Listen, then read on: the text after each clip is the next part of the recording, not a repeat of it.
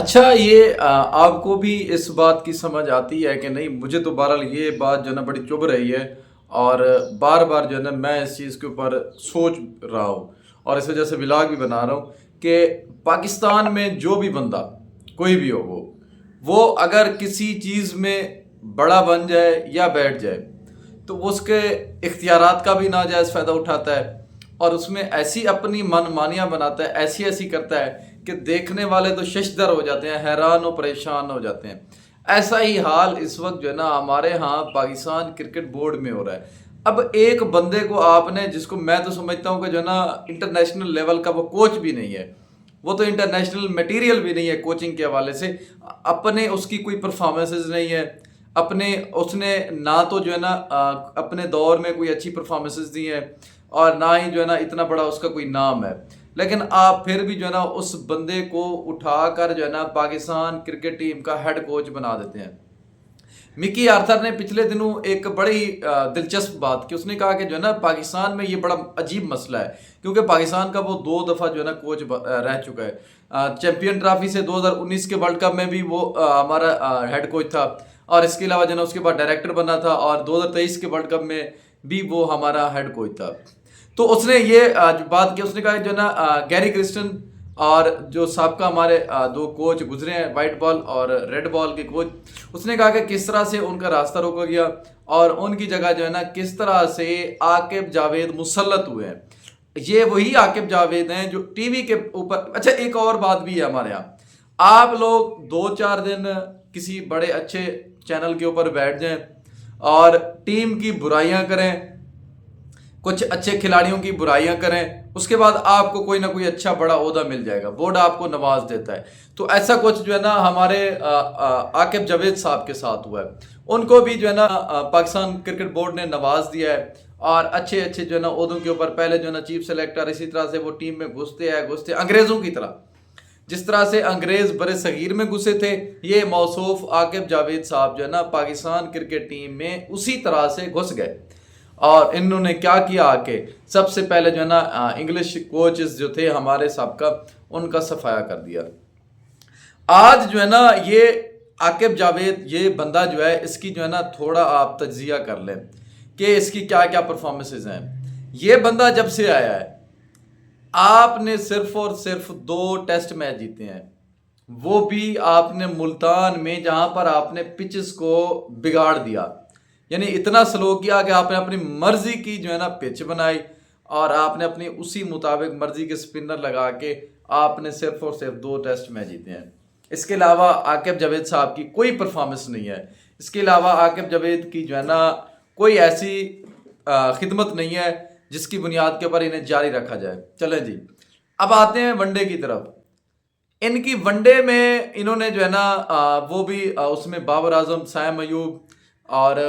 فخر، یہ ان کی وجہ سے جو ہے نا تھوڑی بہت پرفارمنسز تھیں، وہ ساؤتھ افریقہ اور آپ نے وہ سیریز جیتی ہیں، لیکن اس میں جو ہے نا آپ یہ دیکھیں کہ چیمپئن ٹرافی، آپ جس میں ایڈوانٹیج تھا آپ کے پاس، آپ ہوم گراؤنڈ کے اوپر چیمپئن ٹرافی کھیل رہے تھے، آپ ڈیفینڈنگ چیمپئن تھے، یہ بندہ، اس بندے نے جو ہے نا ہمیں چیمپئن ٹرافی میں کوئی اس کی جو ہے نا ایسے سمجھ لیں ٹیم مینجمنٹ میں کوئی پلان نہیں تھا ٹیم کا کہ آپ کس طرح سے کھیل رہے ہیں، کس ٹیم کے ساتھ کھیل رہے ہیں۔ T20 میں بھی اس کی کوئی پرفارمنس نہیں ہے۔ تو یہ بندہ ابھی بھی پاکستان کرکٹ بورڈ کو جو ہے نا دیمک کی طرح چمکا ہوا ہے، یہ اس نے جو ہے نا پاکستان کرکٹ کو تباہ کرنے کا جو ہے نا ایک فارمولہ بنایا تھا۔ یہ جب داخل ہوا تھا پاکستان بورڈ میں، کرکٹ بورڈ میں، اس بندے کا ایک فارمولہ تھا، وہ یہ تھا کہ کسی نہ کسی طرح سے بابر اعظم کو ہٹانا ہے، اور یہ اپنے اس فارمولے میں جو ہے نا یہ کامیاب ہوا ہے۔ اب آپ یہ دیکھیں، بابر اعظم کو ہٹانے کے بعد آپ کے پاس پیچھے کیا کرکٹ بچی ہوئی ہے، آپ کے پاس کیا پلان ہے۔ بابر اعظم کا آپ ایک بیک اپ بھی تیار نہیں کر سکے، اور آپ بات کرتے ہیں بابر اعظم کو ہٹانے کی۔ آپ کو پتہ نہیں ہے، اس عقل کے اندھے کو پتہ نہیں ہے کہ آپ جو لاکھوں کی تنخواہ لے رہے ہیں، یہ بابر اعظم کی وجہ سے لے کے رہے ہیں۔ آپ یہ آپ کو یہ سن کر بڑی حیرانگی ہوگی کہ پاکستان کرکٹ بورڈ نے پچھلے سال 2 ارب روپے کمائے ہیں ان کھلاڑیوں کی اشتہارات اور مارکیٹنگ کے اوپر سے۔ اور اس میں سے کیونکہ جو کھلاڑی ہوتے ہیں یہ اپنی مارکیٹنگ کرتے ہیں، اشتہارات چلواتے ہیں، ان میں سے 4% اپنا یہ بورڈ کو دیتے ہیں، اور اس میں سے 2 ارب میں سے 70% بابر اعظم کا ہے۔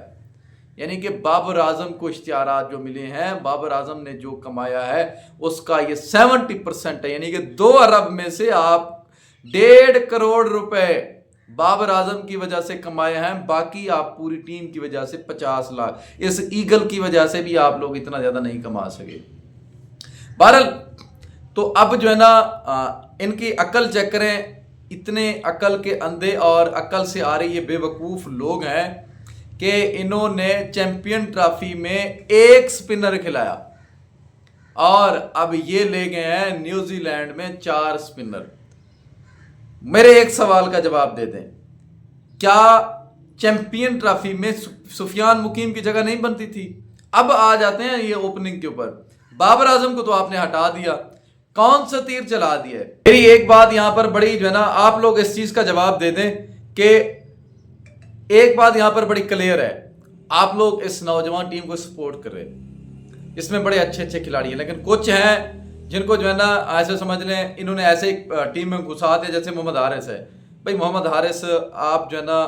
6 نمبر پہ ہے، میرا جو خیال ہے ذاتی 5ویں 6 نمبر کے اوپر ہے، یا نیچے کھیلیں آپ، اور آپ ایک اچھے کیپر کے طور پر اپنی پریکٹس بھی کریں، ورنہ جو ہے نا آپ روہیل نذیر کو لے کے ہیں۔ آپ نے اگر پاکستان کرکٹ ٹیم کا جو ہے نا فیوچر بنانا ہے تو آپ کسی اچھے کیپر کو، ینگ ٹیلنٹ کو جو 20-22 سال کا ہے اس کو لے کے ہیں، جو ہے نا ایسے سمجھ جس کے اندر کلاس بھی ہو، جس کے اندر سٹیمنا بھی ہو، رکنے کا کھڑنے کا۔ یہ تو ٹینس بال کا کھلاڑی ہے محمد حارث، مجھے تو اس کی بندے کی سمجھ نہیں آتی، جیسے ٹینس کھیلا 6 بالیں کھیل کر یہ 0 پہ آؤٹ ہو جاتا ہے، یہ ہر بال پہ جو ہے نا چھکا لگانے کی کوشش کرتا ہے۔ کتنے چھکے اس نے مارے؟ 112 چھکے ہیں اس کے 100 میچز میں، کوئی زیادہ کوئی چھکے تو نہیں ہے اس کے۔ بہرحال آپ کو بابر اعظم کو لے کے آنا ہی پڑے گا، باقی ٹیم میں نئے کھلاڑی ہیں، آپ ان کو ٹائم بھی دیں، ایک اچھی ٹیم بنائیں۔ آپ لوگ فخر اور سیم، اس سے بہتر آپ کے پاس جوڑی بن نہیں سکتی۔ حسن نواز کو آپ تیار کریں اوپننگ بیک اپ کے اوپر، نوجوان کھلاڑی ہے، اس کو ٹائم بھی دیں، اس کے اوپر انویسٹ بھی کریں۔ یہ وہ کھلاڑی ہے، یہ وہ ٹیلنٹ ہے جس کے اوپر آپ انویسٹ کرتے ہیں تو یہ آپ کو ایک ٹائم ایسا آئے گا، یہ آپ کو جو ہے نا اس کے بینیفیشری ہوں گے آپ، جس طرح سے آپ نے سیم کو ٹائم دیا ہے، اسے کھلایا، اس نے پروو کیا ہے۔ حسن نواز یہ ایسا ٹیلنٹ ہے۔ اب دوسری بات ہے، آپ کے پاس اوپننگ پلیئر تو موجود ہے، 1 ڈاؤن میں بابر اعظم، اب آپ نمبر 4-5 آپ کے پاس عرفان نیازی ہے، عبدالصمد ہے، بہترین چوائس ہیں آپ کے پاس۔ آپ ان کو ٹائم دیں، ان کو کھلائیں، ون ڈے میں بھی کھلائیں، لے کے آئیں، T20 میں بھی کھلائیں، اور ان کو آپ پورے موقع دیں، بھرپور موقع دیں کہ یہ جو ہے نا ان کو موقع بھی ملے، اس موقع کا فائدہ بھی اٹھائیں اور یہ پرفارمنسز بھی دے سکے۔ اس کے علاوہ سفیان مقیم ہے یا ابرار احمد ہے، ان سب کو بھی موقع دیں۔ شاہین کو تو نکال دیں، میں تو یہ کہتا ہوں، یہ تو 2-3 اوور والا بولر ہے، اگر آپ نے اس کو رکھنا بھی ہے اپنے پلان میں تو آپ جو ہے نا اس کے پیچھے بیک اپ تیار کرنا شروع کر دیں۔